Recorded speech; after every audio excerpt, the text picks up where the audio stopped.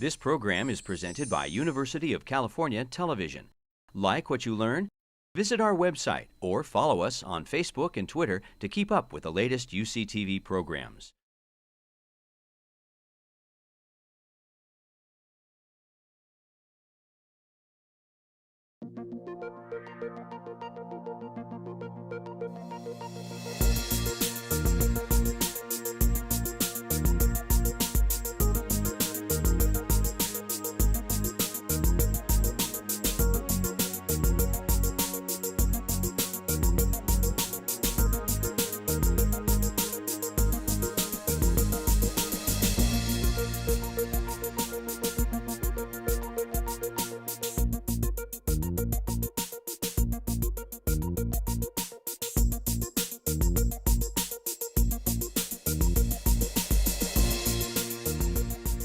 Good evening, everyone. Welcome again to our penultimate class in this semester's course in nutrition.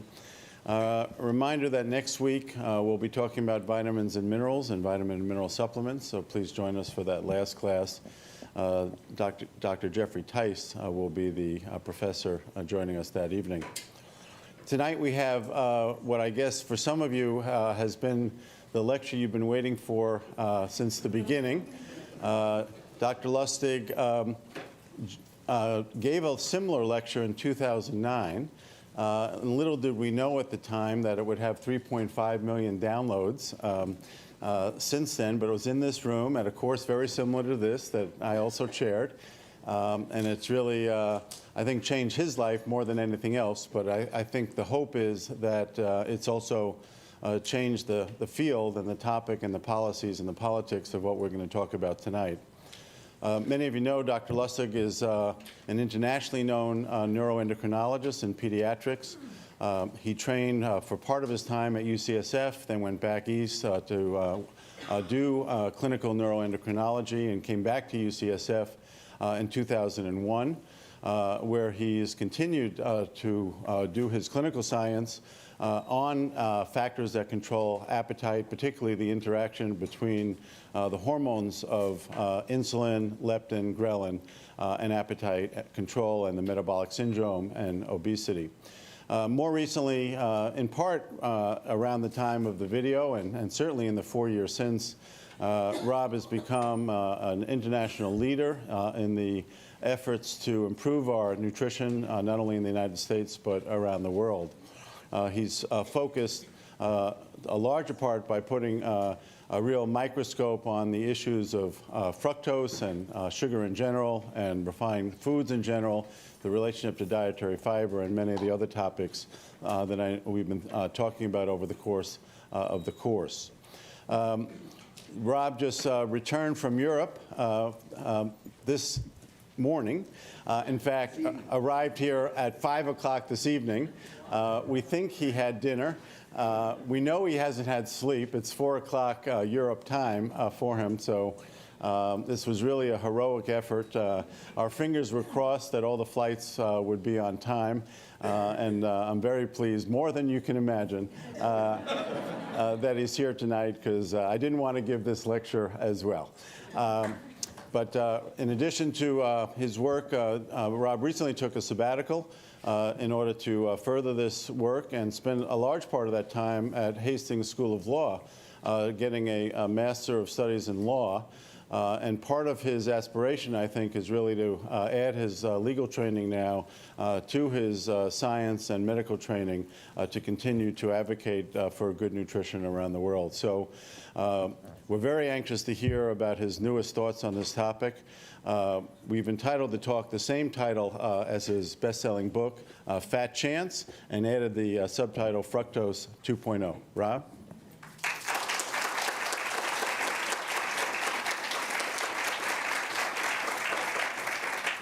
Thank you, Bobby, and thank all of you for coming. You know, to some extent, this is sort of like deja vu all over again. You know, having done this 4 years ago, and it really did change my life, and hopefully it changed a few people's lives in the audience and certainly around the world. I still get emails from that video today, you know, people who have seen it for the first time. That video we're going to refer back to it to some extent tonight, because I am not going to redo the biochemistry. There's no point in doing it twice. What we're going to talk tonight about is primarily the physiology. So, in a sense, the two videos will end up being complementary on YouTube, and hopefully people who watch it will end up watching both. So keep that in mind. All right, well, a lot's happened in 4 years, and the data just keeps rolling in, and unfortunately for us, all the data is pretty awful. So you'll see why as we go, and I will try to delineate that as we go. So first of all, I have no disclosures. No food industry is putting me up to this. You can be sure of that. All right, so here's the past. This is 2001. 6 million kids are seriously overweight. Well, with all of the media attention, with all of the NIH money, with all of the clinical programs, and with Michelle Obama's vegetable gardens, we are now up to 20 million. Here's the present. Currently, there are 30% more obese people on the planet than undernourished people. And this has happened only within 15 years, because 15 years ago it was exactly the opposite. And it's occurring in countries that still have undernutrition.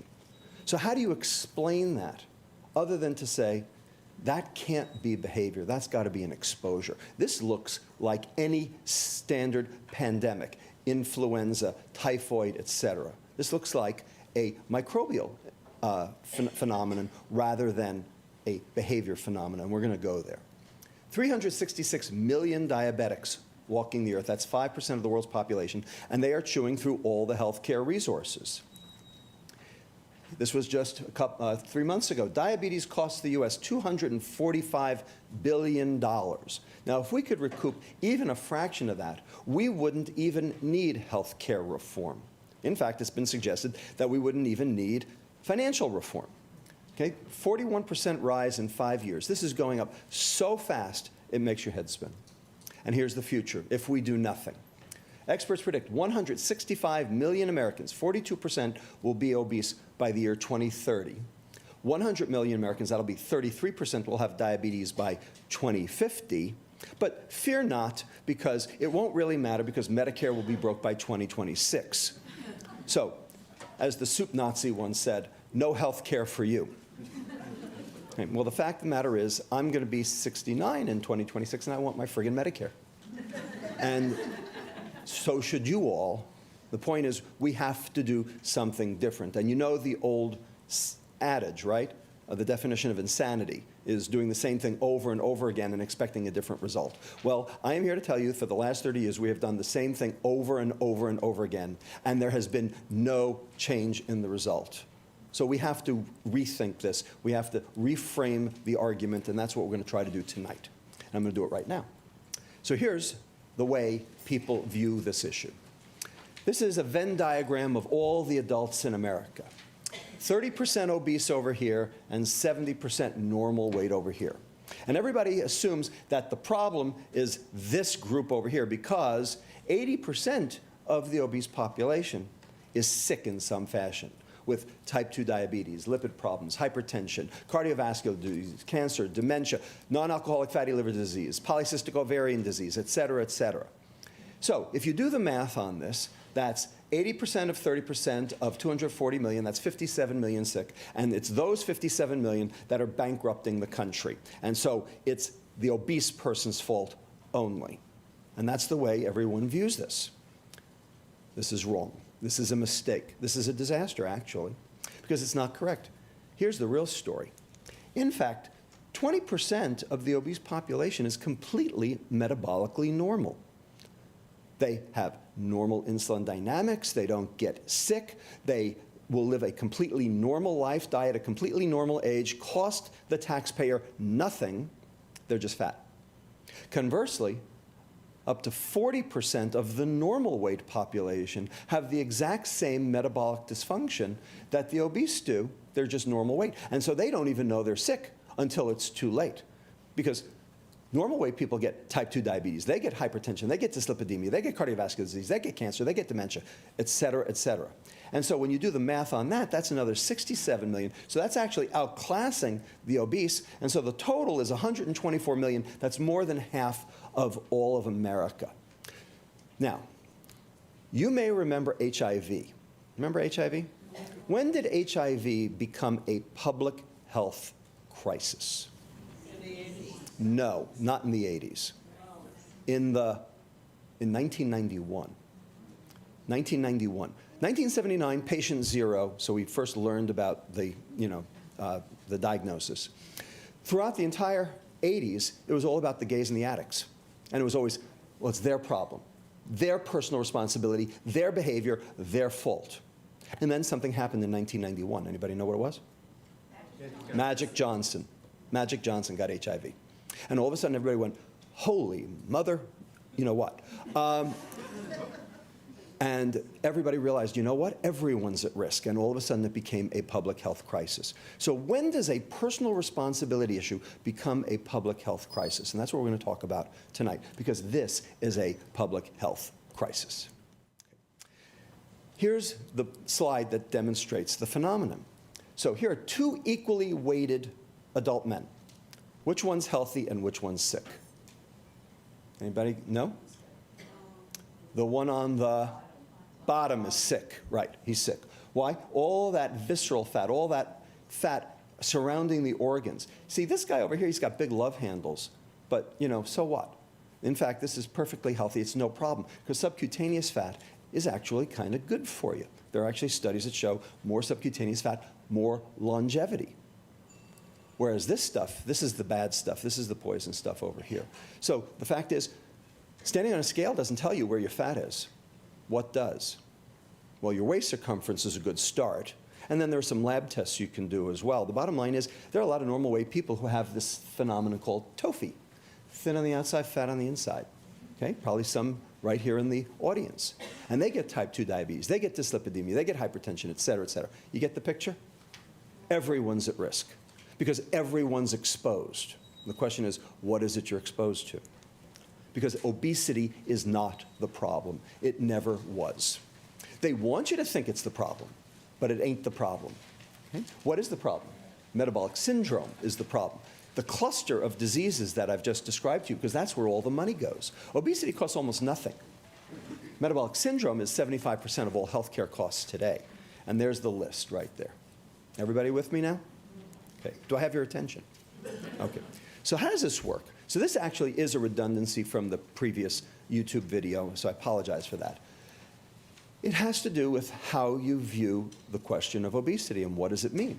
So, of course, obesity obeys the first law of thermodynamics, and I don't argue that. The total energy inside a closed system remains constant. It's a law. Okay? If I didn't believe in the first law of thermodynamics, you'd have me ridden out on a rail. I would be the ultimate heretic and zealot, and I would be discredited. Of course I believe in the first law of thermodynamics. It's a law. The question is, as I've learned from my legal training, whose truth? Which interpretation? The Supreme Court always comes down 5-4 on everything, right? Right? True, okay? Because there are two interpretations. I mean, basically, that's what the Supreme Court's for, is interpreting the law. The law is the law, but the interpretation is something else. So here are the two interpretations. If you eat it, you better burn it, or you're going to store it. If that's true, then this is a matter of energy balance. Energy balance, and that's what everyone will tell you. And it's the result of two aberrant behaviors. Calories in, gluttony. Calories out, sloth. And that's what everybody assumes is if you're obese, well, you must eat too much or exercise too little or both, and therefore it's your fault. And that's what we believe. And to this day, we still don't have insurance for obesity, although just today, you know that the AMA finally said obesity is a disease. It's funny because actually in 2004, HHS said obesity was a disease. It took the AMA 9 years to catch up with HHS. Figure that out. So it's based on this dogma. The dogma is that if you eat more than you burn, you'll gain weight. If you eat less than you burn, you'll lose weight, because all calories are the same. A calorie is a calorie. This is the biggest pile of you know what there is. This is absolutely not true. But if you believe it, then the corollaries of a calorie is a calorie are that this is free will. You You get to choose what you put in your mouth. It's personal responsibility because if you're obese, you chose to be.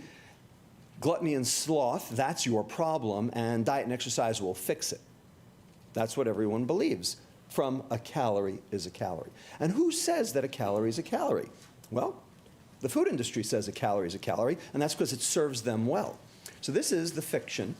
This is Coca-Cola's Coming Together video on YouTube, released just before the Super Bowl, that says beating obesity will take action by all of us based on one simple common sense fact. Common sense fact. All calories count no matter where they come from, including Coca-Cola and everything else with calories. A calorie is a calorie. Why pick on Coca-Cola? Why pick on Burger King? Why pick on any individual? Because it serves them well, because it diffuses the issue. So, is that what we've got? Or we've just got a caloric bacchanalia? Oh, sorry, wait, this is wrong. That's better. Okay. Indeed, we are all eating more. I don't argue that. 187 calories per day more for men, 335 calories per day more for women, 275 calories more per day for teen boys than 25 years ago. We are all eating more. I don't argue that. Of course we are. The question is why? So you'd say, well, this is why. This is the evolution of fast food. Over here, 1957, we have the original White Castle hamburger, 210 calories right there, 1 ounce. Over here we have today's Bob's Big Boy over here at 18 calories. And of course, in the midst of the obesity epidemic, Hardee's had the temerity to offer us the Thick Burger at 1,420 calories. And of course, you can go to Carl's Jr. and get the $6 burger, which is 2,000 calories. That's the entire caloric allotment for the day. And people are proud to go do it, right? Okay. Anybody here had a Trenta? A Trenta? Yes? No? Okay, so that's this guy over here. So it's not hot coffee, it's a cold coffee drink flavored with you know what, and it is 916 cc's. Well, your stomach is 900 cc's. It's bigger than your stomach. So you'd say, well, there's your answer, QED. It's all over, right? How about this? I love this. This came in the mail. Free chicken sandwich from KFC with the purchase of a 30-ounce drink. The food's gotten so cheap, we're giving it away? That's where we are. Okay. Or is it the opposite side of the equation? Is it an activity famine? So this is a study that was done looking at physical activity here on the y-axis against age 9 years old to 19 years old for white girls and black girls. And you can see that by the time they hit age 15, the black girls are just lying prostrate on the floor, because there's no physical activity whatsoever. So you say, well, there's your answer. That's why everyone's obese, because they're eating too much and they're exercising too little. Gluttony and sloth, diet and exercise, just like common sense tells you. Well, you know what? I don't believe in common sense. I believe in data, okay? And that's why we do research, because education consists mainly of what we have unlearned. In fact, if everything that we knew were true, there would be no reason for research, would there? I would never have to do any research because everything we knew was already right. In fact, everything we learned 10 years ago is already wrong, and everything we know today will be wrong 10 years from now, and that's why you do research. And the fact is, the research tells us something very different. So, is this behavior? Is it personal responsibility? What do you think? There are 6 reasons to doubt this. Number 1, no child chooses to be obese. The quality of life of an obese child is the same as a patient on cancer chemotherapy. Why would anyone choose this? In fact, children are ostracized. Second, does diet work? Now, everybody knows somebody who lost weight on a diet, and then, of course, they gained it all back, and that's what all the data shows. And the number of people who can actually maintain their weight loss for any length of time is vanishingly small. And if that weren't true, you wouldn't be sitting here listening to me, because you'd say, well, why do I have to listen to him? Does exercise work? So here are studies of exercise, and this is the identity line here, and you can see when compared with no treatment, exercise resulted in very small weight loss across the board. 1 BMI point. Vigorous exercise, 1.5 BMI points. Considering we are all 7 to 8 BMI points more than we should be, you know, that ain't gonna cut it. Because exercise does not cause weight loss. Does not cause weight loss. What does exercise do? It causes muscle gain. And that's good, because muscle have mitochondria. Mitochondria burn energy. So you stay insulin sensitive because you have a place to put your energy instead of in your liver where it causes problems. So exercise is the single best thing you can do for yourself. But if you think it's going to show up on the scale, think again. So when you stand on the scale, what are you measuring? You're measuring 4 compartments at once. Bone, more is better. Muscle, more is better. Subcutaneous fat, more is better. I just showed you. And finally, visceral fat, more is worse. Now, the visceral fat usually encompasses about 4 to 6% of your total body weight. So when you stand on the scale, what are you measuring? You don't know. You can't possibly know. So we have all these doctors telling their patients, well, if you'd only exercise, you'd lose weight. And then, of course, they don't, because they've built muscle, which is good, but it doesn't show up on the scale. And then they get depressed because, oh, I was doing this to lose weight, and it didn't work, and so I might as well stop, because obviously it doesn't work for me. This is the single most egregious thing doctors do to their patients today. And as far as I'm concerned, that's almost malpractice, because the data say otherwise. Number 3, this isn't just about America. And it's not just about the UK, it's not just about Australia. Yes, we are the 3 fattest countries, and we spend the least amount of our GDP on food, that's true, but it's going on everywhere. Every country, every single country on the planet has shown an uptick in obesity. Some have shown an uptick in diabetes, and some have shown a downtick. But for obesity, everybody's gone up. Doesn't matter where you look, every country has shown an increase. Number 4, the poor are disproportionately affected. And they don't have access to choices. They can't even leave their house for fear of crime. How are they going to exercise? How are they going to let their kids out to go play in the yard when they might, face a stray bullet? They don't have supermarkets. They live in food deserts. So if you don't have a choice, how can you call it personal responsibility? This is one of the most egregious pejorative statements that there is. Number 5, the prevalence of obesity is going up in the group that you can least ascribe personal responsibility to, the toddler. The 2 to 5-year-old group is going up the fastest. You want to say that that's personal responsibility? Oh, so you say it's the personal responsibility of the parent, right? For letting them have the sugar pops and the, and the sodas and the fruit juices and everything. That's the parent's fault. Except for one thing. We even have an epidemic of obese 6-month-olds, and they don't diet and exercise.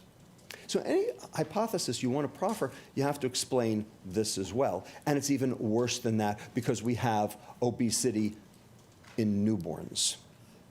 Newborns. Okay? Birth weight's gone up by 200 grams all over the world over the last 25 years. And when you do DEXA scans to figure out what the body composition is, it's all fat. It's all fat. So these babies are laying down more fat before they're ever born, and fat cells want to get filled. That's why we have obese 6-month-olds, because everybody's laying down more fat. So the question is, how? Why? Why are they laying down more fat today? Well, it's clearly mother's diet. But do you want to blame the newborn for that problem? Is that their problem? Is that their fault? So you want to blame the pregnant mother. Well, then, it just goes backward like that. So you basically blame everybody, or blame nobody. I blame nobody. Actually, I do blame somebody, but you're going to get there at the end. So we're talking about behavior, right? Behavior. So this is the definition of behavior. This is all from the original video. A stereotyped motor response to a physiological stimulus. So let's take that apart. Stereotype, same every time. So yes, eating's a behavior. Motor, muscles have to move. A thought is not a behavior. And finally, physiological, and that's where I come in. What's the physiology behind the obesity epidemic? Why do you eat too much and exercise too little? Because all behaviors have a biochemical basis. Now, sometimes we're smart enough to know what it is, and sometimes we're not smart enough to know what it is. I'll give you an example, schizophrenia. For 100 years, schizophrenia was a behavioral disorder. Now we know it's a defect in dopamine neurotransmission, and probably actually a defect in glucose transport across the brain. Okay? These are biochemical problems that ultimately manifest themselves as a behavioral disorder. This is no different. So what are the biochemical underpinnings behind gluttony and sloth? That's the question. And so that's what we're going to try to answer now. So in order to answer that, you actually have to know some science, and I'm going to make this very brief and very quick. We're going to talk about these 2 hormones right over here called leptin and insulin. So leptin is a hormone that comes from your fat cell, goes to your brain and tells your brain you have enough energy on board to engage in normal, expensive metabolic processes. You can burn energy at a normal rate and feel good doing it. Okay? And it tells your brain you've got enough energy on board. If your leptin goes down, or if your brain doesn't see your leptin, then your brain sees that as starvation. Everybody got that? Insulin is equally interesting, because insulin tells your fat cell one thing. It says store energy, and it tells your brain something else. It tells your brain, stop. I'm in the middle of metabolizing a meal. I don't need any more. Let me deal with what I got. And so it's part of the satiety signal. So it tells your fat cell, get bigger, and it tells your brain, stop feeding your fat cell. So it's got a dichotomous role, and it's that dichotomous role that is the linchpin in terms of understanding the physiology of obesity. And we're going to go there. So here's how it works. We have to explain a paradox. Here's the paradox. Who has children? Enough of you. What happens if you give a 5-year-old kid a cookie? Yeah, they eat it. Yeah, I know they eat it. Yeah. What happens after that? They bounce off walls is what they do. Ask any kindergarten teacher what happens when the cupcakes roll out for the birthday party. Okay? That's the end of the lesson. Okay? They're bouncing off walls. It's known as the sugar high. So what's going on? The fat cell gets filled with, because of the cookie. The leptin goes up, tells the brain, hey, I've got extra energy on board. It tells the sympathetic nervous system, the fight or flight part of the nervous system that innervates your muscles and innervates your fat cells, hey, I got too much energy. So what happens? You burn it off. So the sympathetic nervous system tone to the muscles give you the fidgeting, and the sympathetic nervous system tone to the fat cells releases the extra fat, and that gets used for energy later. And so this is a nice negative feedback pathway that keeps you in energy balance as long as your brain can see its leptin. So far, so good. So here's the paradox. What happens if you give an obese 5-year-old kid a cookie instead? They're in the pantry looking for more cookies. Anybody ever see a sugar high in an obese kid? Doesn't exist. Doesn't exist. And that's why they're obese, is because they don't get the sugar high, because they can't see their leptin. Because if they could see their leptin, they'd have a sugar high. But they don't. That's the point. So something's blocking that leptin signal. That's the paradox. And the question, what is it? So we learned about leptin from this patient over here. Okay? This is the OB mouse, the leptin deficient mouse, who has a gene defect in the leptin gene. So this animal's leptin is 0. So his brain thinks he's starving all the time. So he'll eat anything in sight. Not only will he eat anything in sight, but this animal is the ultimate couch potato, because his brain can't see his leptin, so he thinks he's starving, so he doesn't want to burn energy, he wants to store it. So the only reason this animal ever gets off his hiney is if you put the food on the other side of the cage, then they'll waddle over to that, sit down, eat it there, and stay there instead. Okay, everybody got it? Now, the reason? Because leptin tells the hypothalamus that you've got the energy to burn. So if the hypothalamus sees the leptin signal, then this diamond over here gets activated. Anorexigenesis, that is, I'm not hungry, I don't need any more, and I can burn energy effectively. And so it tells the sympathetic nervous system turn on to fidget and to release fat from the fat cell. And it tells the vagus nerve, the energy storage nerve, hey, I'm not hungry, appetite down, and stop releasing insulin. Everybody with me? Conversely, if the leptin doesn't reach the hypothalamus because there's a gene deletion or because there's something blocking it, then you get this diamond instead, which is orexigenesis. I'm hungry. I need more food because I'm starving, and because I'm starving, I'm going to try to conserve. And so that means your sympathetic nervous system tone goes down, which means you sit on a log, and your vagus nerve goes up to increase your appetite so that you'll generate more calories in order to put more into the fat cells to try to get more of a leptin signal. Everybody with me? And this is that same negative feedback pathway I showed you before. It's now schematized. Okay. And there are leptin deficient people, 14 at last count, 14. And they're all of consanguineous marriages, and they're all of Pakistani or Turkish ancestry. And when they're born, they're perfectly normal weight. And by age 6 months, they're already massively obese because their brain is constantly starving. It doesn't matter how much weight they gain, their brain can't see it because it ain't there, because they have a leptin gene defect. So here's a patient, 220 pounds by age 9. Okay? But you start giving them shots of leptin every day, and look what happens. They lose weight on a dime. And it's all fat mass that they're losing, too. hormone replacement therapy, because now their brain can see leptin because we're giving it to them from a bottle instead of from their own fat cell. Hormone replacement therapy, that's what I do as an endocrinologist. That's my job. And here's an example. Here's the patient at 3.5 years of age, looking pretty awful. And here's after a shot of leptin every day for 4 years, indistinguishable from normal, because we fixed the problem. Great, right? For those 14 people. The problem is the rest of us are not leptin deficient. The rest of us are leptin resistant. We got boatloads of leptin, and the leptin correlates with how much body fat we have. But if our brain could see that leptin, we wouldn't be obese, because we'd burn it off in the sugar high, right? Everybody got it? So there's something blocking that signaling right there, that X. That's the holy grail of obesity, right there. What is blocking leptin from working?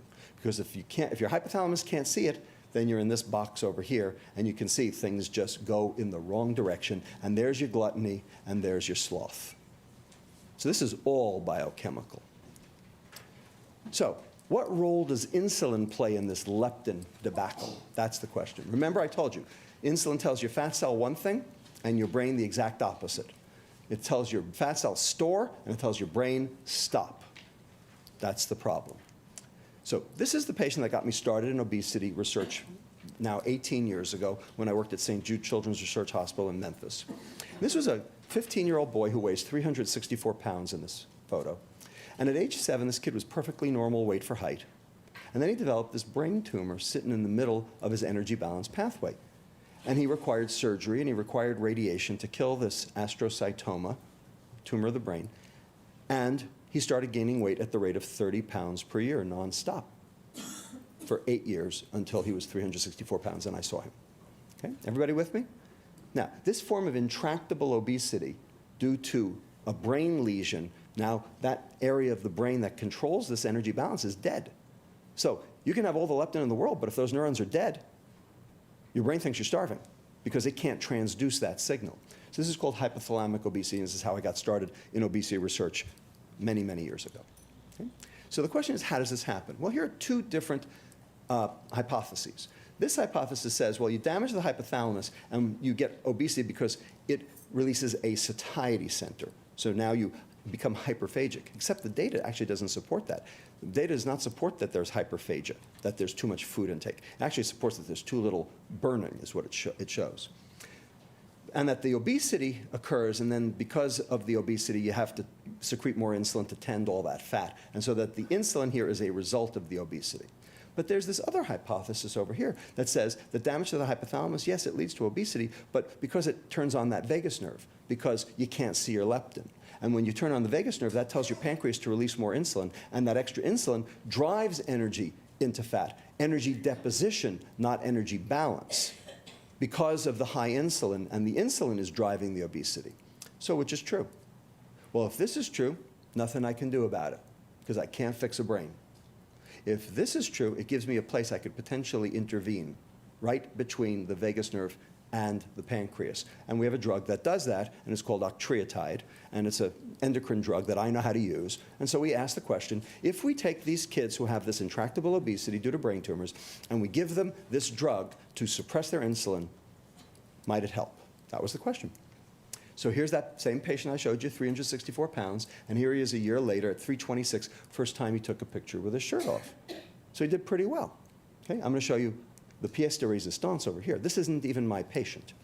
This is a beautiful 13-year-old girl from Hawaii, notice the flower, okay, who, like a month after this picture was taken, was in a very severe car accident on a Honolulu road. And she was in the intensive care unit for about a month, and she survived, but she stroked her hypothalamus. And so this is her a year later. Now, does anybody want to tell me that this is gluttony and sloth? This kid now can't see her leptin because those neurons are dead. Now, it just so happens I happened to be giving grand rounds at Kaiser Honolulu in 2008, and so they invited the patient and her mother to come to the talk because they were thinking about putting this kid on octreotide even though she didn't have a brain tumor, because she might have this same disorder. And so there I am with her. And here she is a year and a half later on the drug at her high school graduation. Now, who here wants to tell me that this is gluttony and sloth? Do I have your attention? Okay, it's never gluttony and sloth. It's always biochemical. The question is, are you smart enough to figure out what the biochemistry is? So we said, maybe this could be true in adult obesity without brain tumors or without hypothalamic damage. So we did a study, actually 2 studies, double-blind, placebo-controlled. This is a patient, adult, Christmas 1998, holding up food, and here she is 35 pounds later in her jogging togs, showing me that she wanted to exercise. She actually wanted to exercise, and the reason was because she wasn't storing it, because her insulin went down, because the drug suppressed her insulin. And when her insulin went down, she had the energy to burn. And she wanted to, and she did. And she's showing you right here that the change in the biochemistry changed her behavior. The biochemistry drives the behavior. So the cause of leptin resistance, that X up here, it's insulin. And there's actually numerous studies now, biochemical, molecular, genetic, that show that insulin blocks leptin signaling by acting on the same neurons in the brain as leptin does. And that's the point. Insulin blocks leptin signaling. Now, why? What's in it for us? Why would God do this to us? And the answer is because there are 2 times in your life you actually have to gain weight. What are they? Pregnancy is one, and the other is puberty. Puberty and pregnancy, both necessary for survival of the species. If your leptin worked right all the time, you could never gain the weight, because you'd be in the sugar high, you'd be burning it off before you ever had a chance to actually gain the weight. You'd be the 97-pound weakling on the beach who couldn't bulk up, and the species would die out. So there are 2 times in your life you actually have to gain weight, and both puberty and pregnancy are insulin-resistant states, where your insulin goes high very specifically to cause the weight gain. Then you cut the cord, baby's out, sex hormones go back down, the insulin resistance goes away, you lose the weight, and you can start all over again. So it actually makes perfect Darwinian sense that insulin should block leptin twice in your life. Twice in your life, insulin should block leptin. Problem is, now it blocks leptin all the time, because our insulins are high 24/7, 365. So the question is, how come? Where did the increased insulin come from? That's the question, the $64 zillion question. Why are we all hyperinsulinemic today? If you look at glucose tolerance tests done today versus ones that were done 35 years ago, we're releasing double to triple the amount of insulin today that we were 35 years ago. And the question is why? I'm not going to tell you. I'm going to let Will Smith tell you.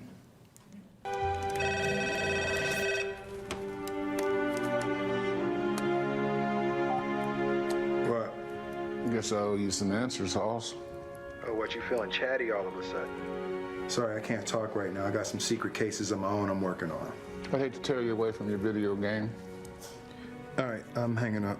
You know the most destructive force in the universe? Sugar?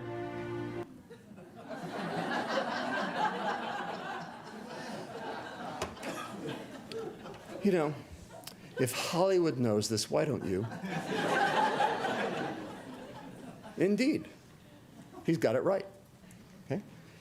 So, we know that there are substances out there that are addictive and hazardous to our health. Here's a perfect example.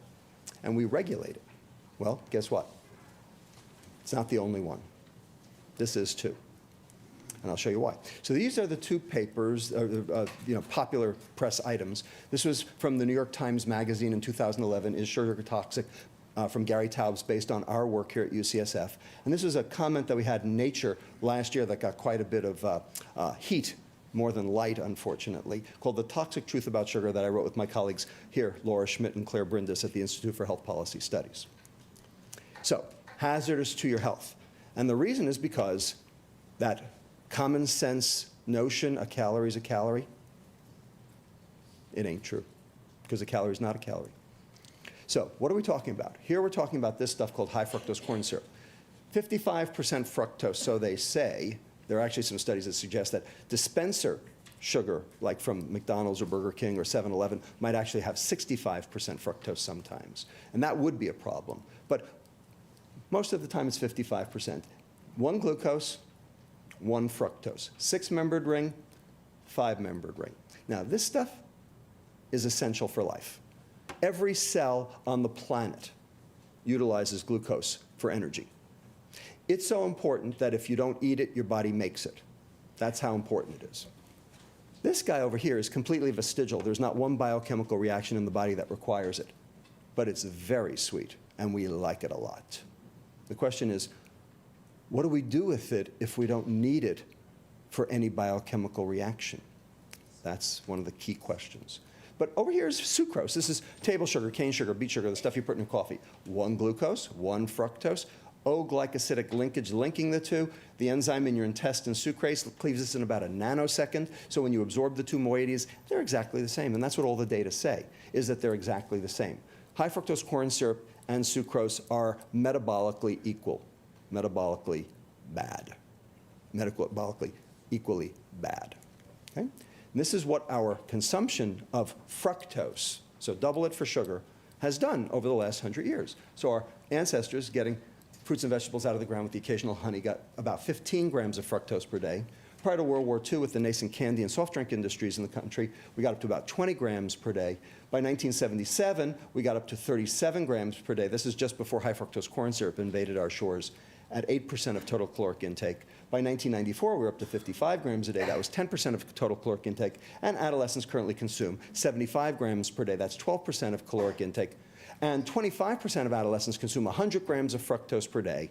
Double that for sugar, that's 200 grams of sugar. Multiply by 4.1 calories per gram, that's 840 calories in sugar. So for a 2,000 calorie allotment, that's 40% of calories of sugar. The question is, can you handle it? Can your liver handle it? Can you metabolize all that sugar before something bad happens? Remember what Paracelsus told us, the dose determines the poison. Could this be an overdose?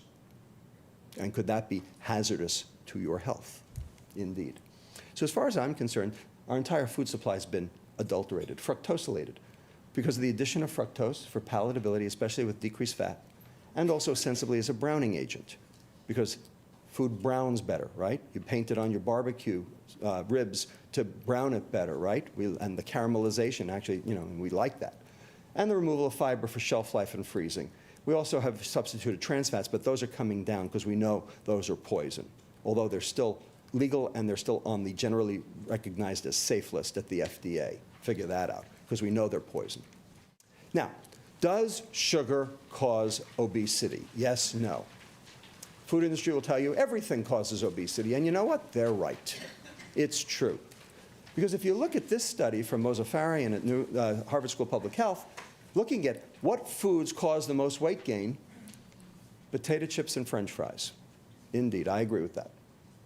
Those are the bad guys in terms of weight gain. Sugar, distant third. And when a meta-analysis was done earlier this year from the University of Otago, you'll notice the diamond doesn't cross the identity line. That means that it's significant. So there is a significant increase in weight, but when you actually look at them, do the math, it's only 0.8 BMI points. Remember, I told you, we got 7 or 8 BMI points to deal with. So does sugar cause weight gain? Yes. Does sugar cause obesity? A factor. Is sugar the cause of obesity? Not even remotely close. Okay? And the problem is, it's not about obesity. Remember, it's about metabolic syndrome. And that's where the money goes. I don't even care about obesity. What I care about is people getting sick, because I'm a doctor. Okay? Here's the problem. Common wisdom says that sugar is just empty calories, and you can get your discretionary calories from anywhere. The problem is that hepatic fructose metabolism is completely different from that of glucose. This is what the first YouTube video went into in exhausting detail, and I will not repeat it. But I'm going to show you very quickly that chronic fructose exposure alone promotes the metabolic syndrome. So this, again, is from that first video. When you consume glucose, say rice, white bread, starch, 80% of the glucose goes to all the organs of the body. Only 20% hits the liver. And where does it go? It goes to this guy over here, glycogen. Glycogen is liver starch. And liver starch, for lack of a better word, is good, because that's your energy store for a rainy day. That's the first energy that's used when you fast. Okay, that's why marathoners carb load before a marathon race, is to try to build up their glycogen stores, because glycogen is non-toxic. So if you can up your glycogen stores, your liver has more energy in reserve. And that's a good thing. Now, a little of it will sneak down here and get metabolized by the mitochondria and throw off a little of this stuff called citrate, and that will then get turned into liver fat. This process here in orange is called de novo lipogenesis, new fat making. This is how your liver turns carbohydrate into fat, is through this process here. But you're not dealing with very much carbohydrate here because it all went to glycogen, and most of it actually got metabolized elsewhere anyway. So your liver's protected. Everybody see that? Your liver's protected. So this, for lack of a better word, is normal. Now let's talk about something that's not normal. This guy, alcohol. That's not normal. Carbon, hydrogen, oxygen. But alcohol's a toxin, right? It's two toxins in one. You wrap your Lamborghini around a tree, right? Acute alcohol toxicity. And you fry your liver, chronic alcohol toxicity. We keep it out of the hands of children. Here's acute alcohol exposure. Here's acute sugar exposure. None. Why? Because the brain doesn't use fructose for energy. It does use alcohol, but it doesn't use fructose for energy, so you don't get any of those CNS symptoms because it doesn't get there. So let's consume the same number of calories of alcohol. Now, most of them go to the liver instead of going to the periphery. And what happens to it? You see glycogen anywhere? No glycogen. It bypasses glycogen and goes down to the mitochondria, and since there's so much of it, you get big-time fat making, and some of it won't make it out. Now you got that lipid droplet, that's alcoholic steatohepatitis, and you're going to make lots of triglycerides, and so you're going to have hypertriglyceridemia, and that's going to end up in the muscle. Now you've got muscle insulin resistance, and it serves as a substrate for weight gain as well. And we also know that alcohol has this disinhibiting effect on your brain, which causes you to drink more. Oh, I'm just going to have one drink, and you end up with 5. And of course, if you do that too often, maybe you will even become an alcoholic. That's addiction right there, a positive feedback effect. So here's a problem, because this is toxic and abused. And so we regulate it. Now let's do fructose. So we're going to consume sugar now. We're going to consume orange juice. Same number of calories. The glucose does the same 20-80 split it did before, 12 and 48. But all the calories from fructose are going to go to the liver because only the liver has the transporter for fructose, called GLUT5. And you see glycogen anywhere? No glycogen. Goes straight down to the mitochondria, just like alcohol did. And because there's so much of it, your mitochondria have no choice but to turn the excess into liver fat. There's your lipid droplet. So now you've got non-alcoholic steatohepatitis. You've got high triglycerides, just like you did with alcohol. You get the muscle insulin resistance, substrate for obesity, and it tells your insulin receptor not to work.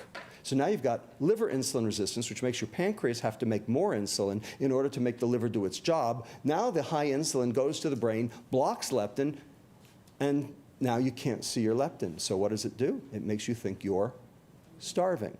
So what does it make you do? Consume more fructose. So now you've got a positive feedback effect between a compound that's toxic and abused, causing damage to the liver, damage to the pancreas eventually, and damage to the brain. But we don't do anything about that. You would never think about giving your kid a beer, but you don't think twice about giving your kid a Coke, and they do the same thing. That's one problem. Now there's a second problem. Here are 5 photographs. What do they all have in common? There's one thing they have all have in common. They're all brown. Good, thank you. They're all brown. Okay? This is the Browning reaction. Okay? It's called the Maillard reaction. Anybody know what hemoglobin A1C is? That's the lab test they do for diabetics to see how their blood sugar control is. That's glucose binding to proteins in the blood. Well, that's what this is. This is the Maillard reaction. Glucose binding to proteins in the actual food. So the common link is this Browning or Maillard reaction, or non-enzymatic glycation. So here's the deal. You can think of it this way. You can roast your meat at 375 degrees for an hour, or you can roast your meat at 98.6 degrees for 75 years. The answer is the same. Okay? We all brown. It's part of aging. It's normal aging, and everyone does it. The question is, how fast do you do it? And if you don't believe me, here's just an example. Here's newborn rib cartilage, nice and white, and here's 88-year-old rib cartilage, nice and brown. And if you had orange juice this morning, you're browning faster. That's the deal. That's what we know, and we know it, and we know it's true. Because every time this reaction occurs, you release a hydrogen peroxide. And that hydrogen peroxide does damage inside the cell unless it's quenched by an antioxidant. And if you don't take enough antioxidants, you're going to do damage. And that's what non-alcoholic steatohepatitis is. So here's that reaction. Here's the aldehyde of glucose, and it binds to the amino group of lysine off the hemoglobin molecule, forms what's known as a shift base, which then decomposes and develops this amide linkage here. And bottom line is, it's non-enzymatic, and it happens all the time. The question is how much? And this shows that it's very, very specific to fructose in terms of amount. So this is an animal model of non-alcoholic fatty liver disease called the methionine choline deficient rat, the MCD rat. Not the McDonald's rat, but it might as well be, because what happens is when you give the animal sugar or starch with normal amounts of methionine and choline, no problem, the liver can handle it. But if you're deficient, which happens when you have a bad diet, then only sugar causes the problem. Starch doesn't. And you can see here in a non-alcoholic fatty liver disease clinic at Duke University, this is Dr. Manal Abdel-Malek's work, showing that the grade of steatosis or fatty liver is dependent on how much fructose consumption, whether it's daily or not. And the stage of fibrosis, same thing.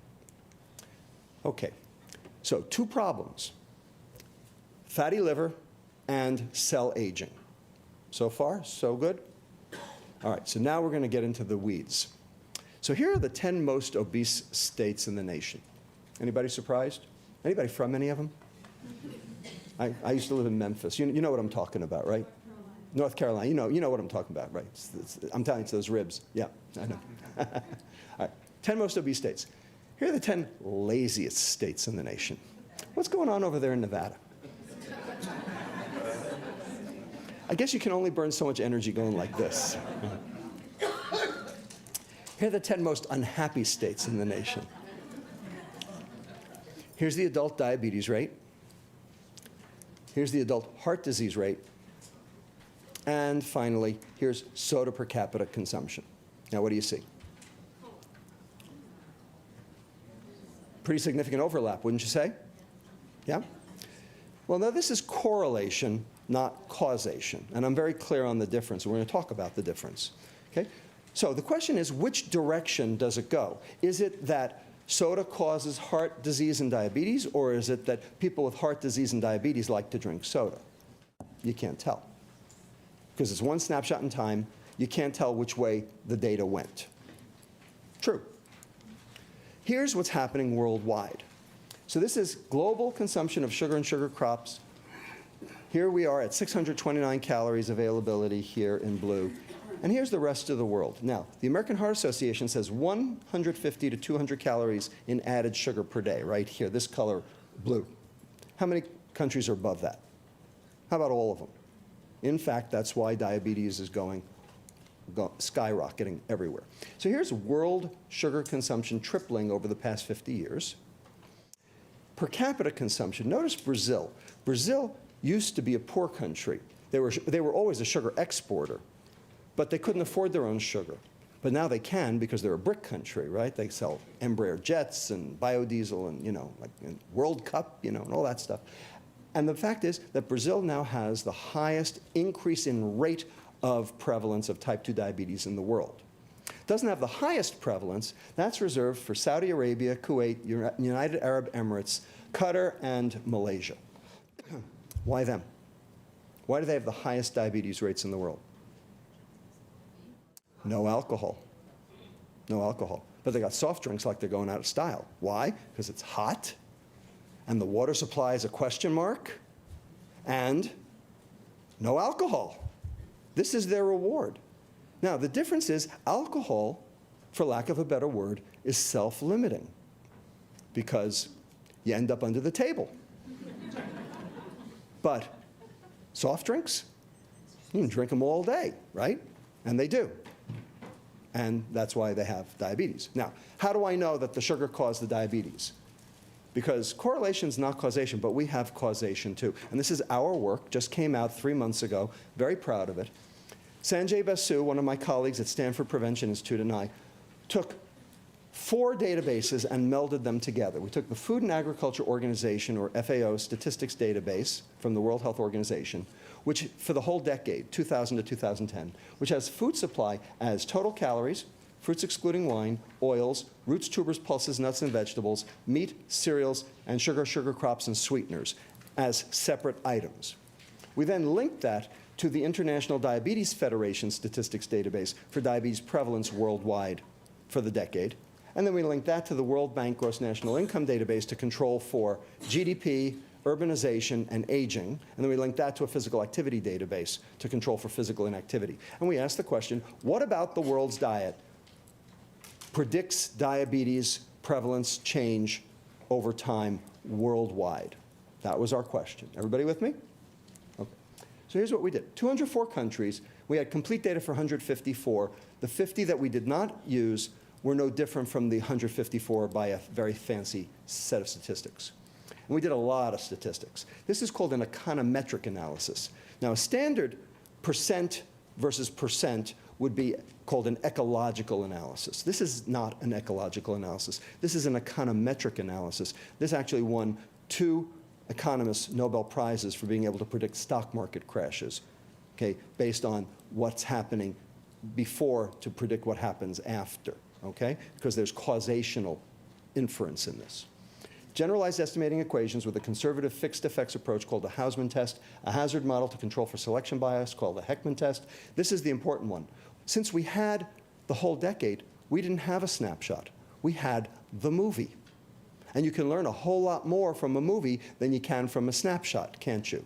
That's called the Granger causality test, because we can determine what came first. Because you can't infer causation if something didn't come first, right? Proximate cause. You need proximate cause.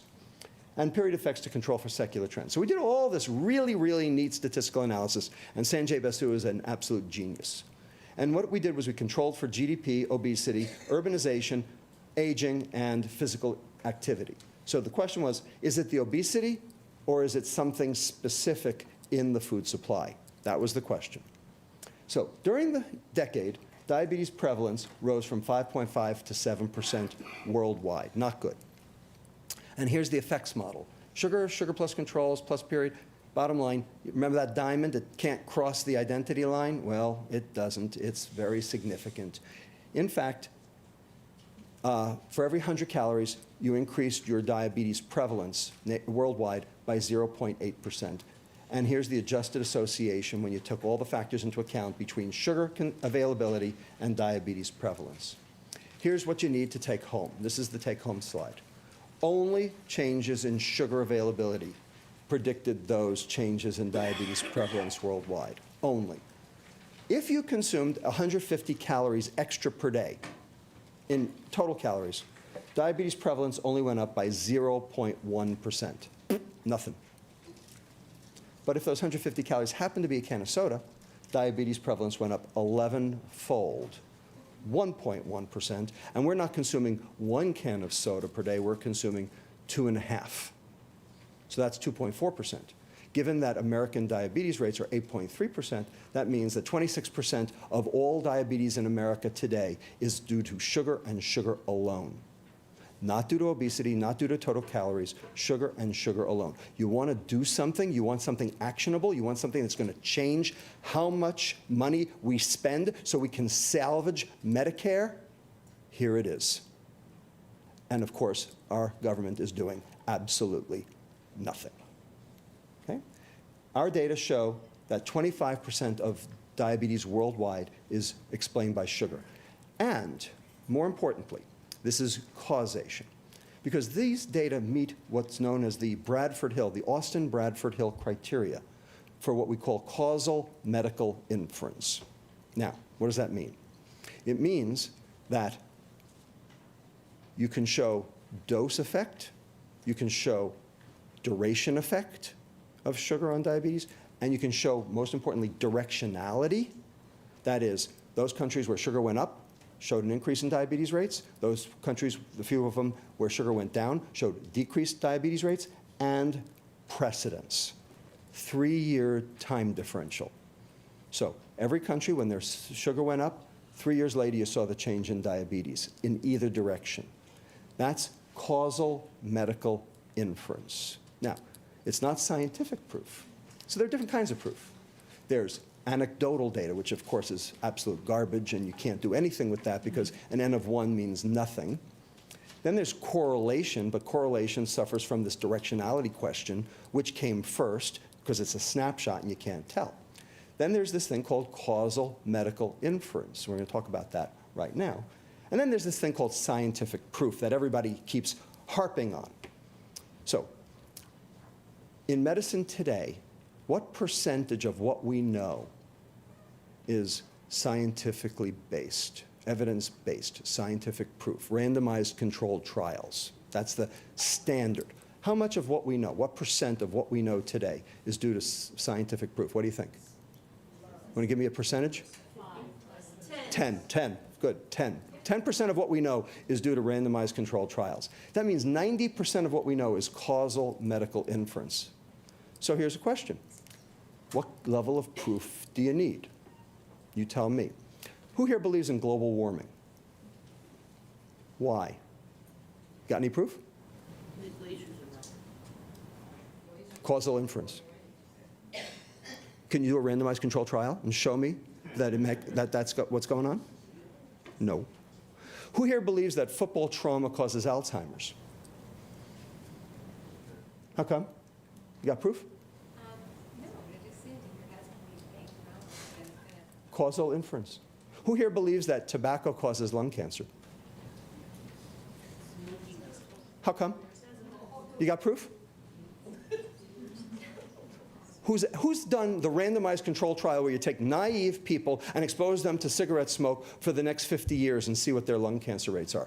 Number one, it would be too expensive. Number two, it would be damn unethical, wouldn't it? In fact, most of these studies would be damn unethical. You ever think we're going to get the actual scientific studies, the scientific proof for sugar causing diabetes? Number one, nobody's got a zero baseline. Nobody's naive. Number two, this is something that happens over 40, 50, 60 years.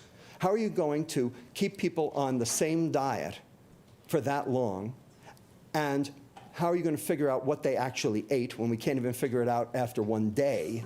Okay? And don't you think that would be a little unethical to do that to people? You'll never get these data. But of course, the food industry says, well, we don't have the data. We need more research. We always need more research. Of course we need more research. The question is, do we have enough proof to act? Them saying we need more proof is them moving the goalposts, because we'll never get enough proof for them. The question is, what do you think? Do you think we have enough? We have causal medical inference for sugar and diabetes. Do we have enough? Yes. It's for you to decide. Okay? Okay, addictive, the last piece of this. Okay? Binging on high-calorie foods may be as addictive as cocaine or nicotine and could cause compulsive eating and obesity, according to a study. Okay. So here are all these books that came out on obesity and addiction and reward. You know, they're all popular books, okay, based on no data. But what do you think? You think that science could catch up to this? So here's neuroimaging studies, PET scanning, of dopamine receptors. Dopamine is the feel-good neurotransmitter, the pleasure neurotransmitter in the reward center here. So here's a control brain with nice, hot dopamine receptors, which is good. And here's a cocaine brain where they've been damped down. This is the neuroanatomic equivalent of the phenomenon of tolerance, okay? Because dopamine downregulates its own receptor. So once this happens, you need more substrate to get the same effect. That's called tolerance. Okay? And then, of course, when you withdraw it, now you can get withdrawal and you get symptoms. Everybody with me? Well, here's a control brain and here's an obese brain. What do you see? Same thing. Not quite as bad, but same concept. Okay? So this is the reward system. Here's the ventral tegmental area here where the dopamine neurons live. And here's the nucleus accumbens where the dopamine information gets received. And so how fast this gets transduced has everything to do with what level of reward you achieve with any given stimulus, whether it be power or gambling or shopping or cocaine or alcohol or, for that matter, sugar. And this just shows what happens. So here's that dopamine neuron, and you see it's going blip, blip, blip, right? So you add nicotine, and blip, blip, blip, blip, blip, blip, blip, you get more reward. That's basically what we're talking about. That's why people start smoking. And then, of course, the dopamine receptors go down, then they can't stop smoking. That's addiction. And food readout is food intake is a readout of reward, because here's injecting morphine into the reward center, and you can see that as the morphine goes up, the food intake goes up, because food intake is a readout of reward. And you can see that all the reward centers are all linked together into the nucleus accumbens, including the hypothalamus, which is the starvation area, the amygdala, which is the fear area, and, of course, the reward area. So hunger, reward, and stress, all reasons to eat. And they all conspire against us all at the same time. So when we see a patient in our clinic, that's the question we ask ourselves. Is this patient obese because they're hungry? And I know what to do about that. Or is this patient obese because of the reward system is defective and they're addicted? That's a lot harder to deal with, but we know how to do that too. Or is this person eating because of stress, which is an enormous problem, especially in America. And that one's a really hard one, because it's not the stress, it's the response to stress. So if you think you're stressed, whether you are or you're not. And most kids today are stressed like never before.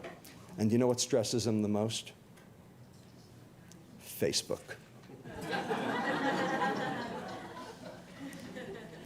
And this is going on in every animal. So here's humans right there, big dopamines there, receptors. Here, when obese, dopamine receptors go down.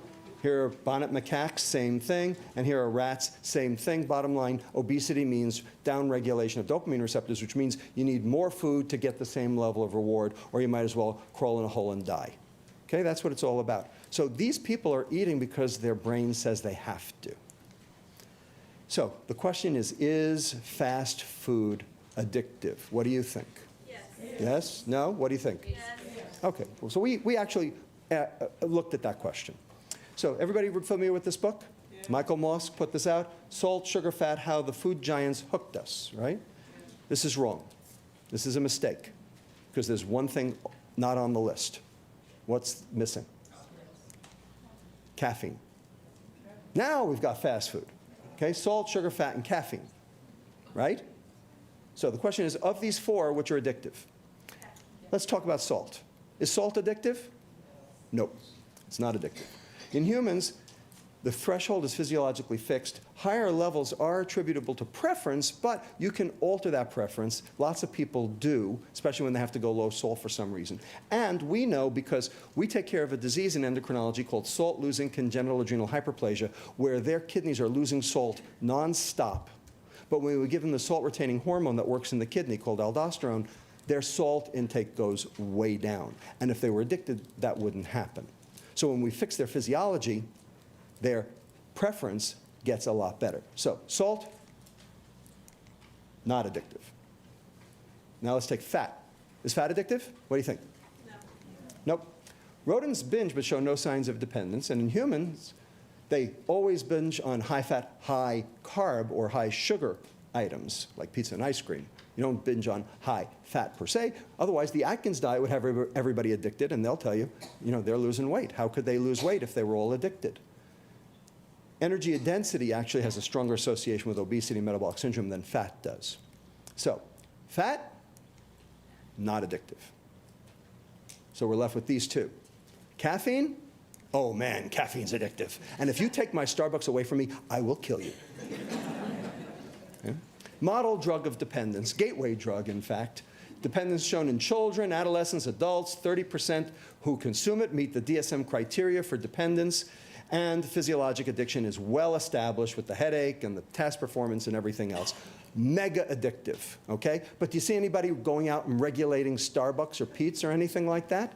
Why? Because it's not toxic. It's addictive, but not toxic, unless you mix it with alcohol, and then you got something called Four Loko, and that we're banning. Everybody got it? So when it's toxic and addictive, we ban it or we regulate it. And so caffeine, alcohol together, that's a bad deal. But caffeine alone, keep your hands off my Starbucks. Okay. So caffeine, yes, addictive. Okay, so that leaves this one. Sugar. Is sugar addictive? What do you think? You know, we've known this for a long time. Because, anybody know what this is? It's called Sweeties. Sweeties. This is a super concentrated sucrose, sugar solution, that you dip the pacifier in, and you put in the newborn baby boy's mouth before you do the circumcision. Because it releases opioids and it deadens the pain. And this has been known forever. Okay, then you mix it with a little wine, and then you got a real good cocktail. Okay? Right? So is there really such a thing as sugar addiction? Well, we have to look for similarities to other drugs of dependence, like nicotine, morphine, amphetamine, cocaine. The one I think is most appropriate is alcohol, because after all, alcohol and sugar are basically metabolized the same way, because after all, where do you get alcohol from? Fermentation of sugar. It's called wine. Right? We do it every day up in Napa, Sonoma.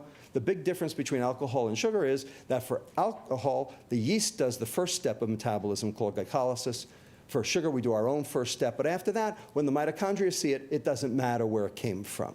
And that's the point. And that's why they both cause the same diseases. And they do the same thing to the brain.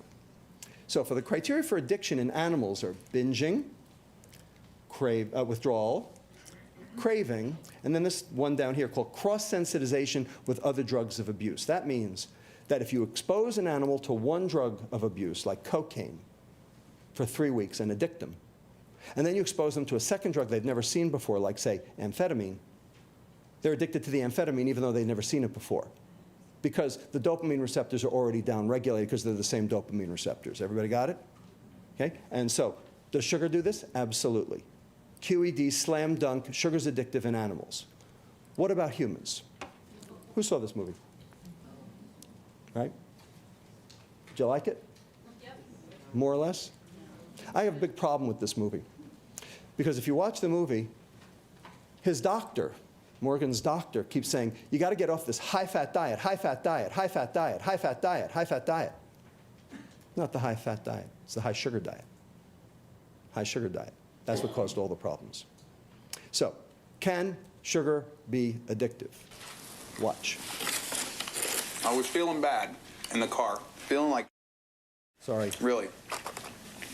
I was feeling really, really sick and unhappy. Started eating. Feel great. Feel really good now. I feel so good, it's crazy. Isn't that right, baby? Yeah, you're crazy, all right. This was on day 18, okay, of his 30-day sojourn through McDonald's. He just described withdrawal. That's withdrawal. And he needed another hit in order to feel good again. He just described withdrawal. He was a vegan, right? Because his girlfriend was a vegan chef. And in 18 days, he's a sugar addict. So, you tell me. So this is what we're dealing with. We are dealing with an industry that wants us to consume its product. Well, gee, every industry wants us to consume their product in some fashion or another. The question is, what if it hurts you? What if it hurts you? So here, this is an example. This is the Federal Trade Commission versus Sugar Information back in 1972. This was an arm of the Sugar Research Association. The fat time of day, you're really hungry and ready to eat 2 of everything. Here's how sugar can help. Any data?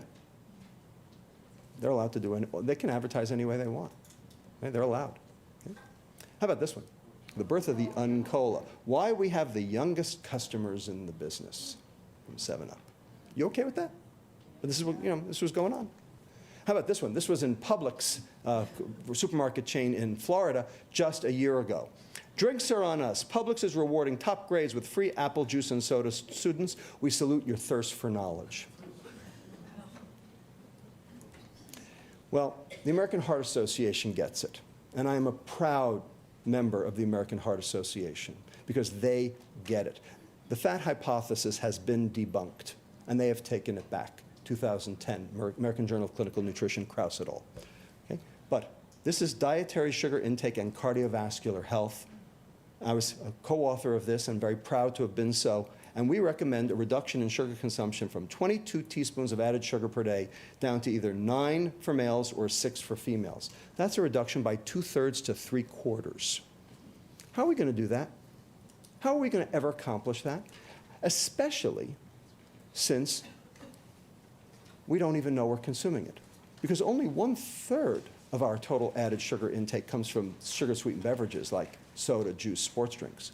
1/6 comes from things that we call desserts, candy, ice cream, things like that. That means 1/2 of our sugar consumption is hidden in foods that we didn't even know had sugar, like salad dressing. Yogurt is a big one. Anybody here think yogurt is healthy? I got a bridge to sell you. Plain yogurt, sure. You want to take some whole fruit and mix it in with plain yogurt like they do in Europe? No problem. Off you go, okay? But processed yogurt, the stuff they're selling on the shelves in the supermarket, take a look. Just take a look at the amount of sugar. Now, it's total sugar, so some of it's lactose, which is milk sugar. The question is, how much of it is lactose and how much of it is added sugar? You can't know. You're not allowed to know, because the food industry won't let you know. Because in 1989, the food industry lobbied the Food and Drug Administration when they were coming out with the Nutrition Labeling and Education Act of 1990, and they said, if we told our consumers, our customers, how much added sugar we put in each of our processed foods, our competitors could duplicate our recipes. This is proprietary information, and you're not allowed to know it. And you know what the FDA said? Oh, okay. Sure. Okay? This just shows. Okay? Here's what you need to know. Of the 600,000 items in the American grocery store today, 80% of them are spiked with added sugar. And that's not for our purposes. That's for the industries, because they know when they add it, you buy more for all the reasons that we've just discussed. And worse yet, there are 56 names for sugar, and you don't know them, and you're not allowed to know them. So, does anybody know what Florida crystals are? Sugar. Anybody know what evaporated cane juice is? If you evaporate cane juice, what do you get? You get sugar. Okay? And so that's what they use in yogurt because, oh, cane juice must be healthy, right? Oh, cane juice from cane, right? Oh. So here's how your food dollars have been bastardized and reallocated for you. Meats, this is 1982, 30 years ago, here's 2012. Meats down 10% because of the low-fat directive. Fruits and vegetables, the same. So everybody says, eat your fruits and vegetables. You know what? We're eating just as much as we were before. Grains and baked goods, 13 to 14%. Everybody says it's all the carbohydrate. Well, it's only up a little bit. Dairy products, 13 down to 10% because now everyone's lactose intolerant. Processed foods and sweets, 11.6, 22.9, a doubling in 30 years. That's what's happened. That's the change, and that's what we're talking about tonight. Because processed food is high sugar, low fiber, and real food is low sugar, high fiber. And every diet that works is low sugar, high fiber, because every diet that works is real food. That's what this is about. This is a processed food disaster. But the food industry is making money off it. In fact, lots of it. Because here's the S&P 500 over the last 5 years. Okay? Here's the economic downturn of 2008 right here. And here's the stock price of McDonald's, Coke, and Pepsi. They're doing very well, thank you. And here's General Mills, Hormel, ConAgra, Kraft, Procter & Gamble, Archer Daniels, Midland. I said Hormel, I think, already. Bottom line, they're all doing better than the S&P. Want to make money? Invest in a food company. Because they have a winning formula for getting you to eat more. So, back to that first law. Remember? It's not about common sense, it's about the science. So let's restate it. Let's reframe the argument. If you're going to store it, that is, an obligate weight gain due to energy deposition, the most obvious of which is high insulin, and you know where that came from, and you expect to burn it, that is, normal energy expenditure for normal quality of life, because energy expenditure and quality of life are synonymous, Things that make your energy expenditure go up make you feel good, like ephedrine off the market, caffeine for 2 hours, exercise. Things that make your energy expenditure go down make you feel lousy, hypothyroidism, starvation. So if you're going to store it, energy deposition, and you expect to burn it, then you're going to have to eat it. Same first law, but now reinterpreted based on the science, not the common sense. Because the aberrant behaviors are a result of our biochemistry, and our biochemistry is a result of our changed environment. And the only way we're going to fix it is to change the environment back. So, here's a list of diseases. Every one of these was a personal responsibility disease until the sheer weight, magnitude, and gravity and the money that went into it made it very clear that it was a public health crisis instead. And here are some more newer ones. And these are very clearly personal responsibility diseases, right? Except they're not. They're public health crises. How about this one down here? What do you think about guns? It's San Francisco, so I know what you think about guns. But John Howard, the Australian Prime Minister, perhaps the most conservative politician in the last 100 years in any country, banned assault weapons in Australia back in the late 90s. And he was on CNN about 2 months ago, and they asked him, I mean, how could you do that? You're a conservative, a politician, how could, libertarian, how could you ban guns? And he said, look, this is not a Democratic issue, this is not a Republican issue, this is not a liberal issue, this is not a conservative issue, this is a public safety issue. That's exactly right. Even he got it. Even he got it, but we don't get it. Well, this is a public safety issue because we will have no Medicare. So the questions I'm going to leave you with, I have 2 homework assignments for you. Can our toxic food environment be changed without government or societal intervention, especially when there are potentially addictive substances involved? Has education worked for any substance of abuse? Not one. Did Nancy Reagan's just say no work? Does the Surgeon General's warning on a pack of cigarettes stop people from smoking? No. The thing that stopped people from smoking was secondhand smoke. When your smoking affected me, that's when we started getting legislation. And then the tobacco documents came out, and we realized there was corporate malfeasance involved. That's when things changed. But not one lick of education made any difference in the amount of tobacco consumed. And Stan Glantz, right here at UCSF, showed that very nicely. Second question, can we afford to wait? The food industry will say, we need more research. We need more research. Of course they're going to say we need more research. It's moving the goalpost. Can we afford to wait to enact these public health measures when healthcare will be bankrupt due to chronic metabolic disease in just 13 short years? That's your homework assignment. So, this is my second to last slide. This is a paper that just came out in Lancet in March. Profits and Pandemics, Prevention of Harmful Effects of Tobacco, Alcohol, and Ultra-Processed Food and Drink Industries. And what it says is that what we used to practice was called the old medicine, and we focused on infections as the problem and microbes as the vectors. And now the new medicine is all about chronic disease, and the vector has changed. It is now multinational corporations instead. That's who we're battling.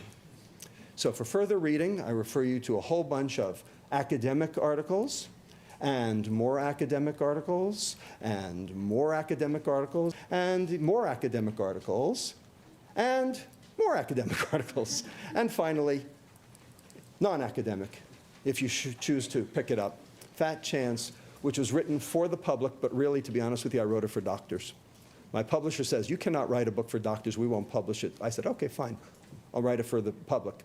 But I really wrote it for doctors because the whole medical profession has to change. And the problem is, they bought the bill of goods that the food industry was selling, and we got to fix it, because a calorie is not a calorie. It never was and never will be.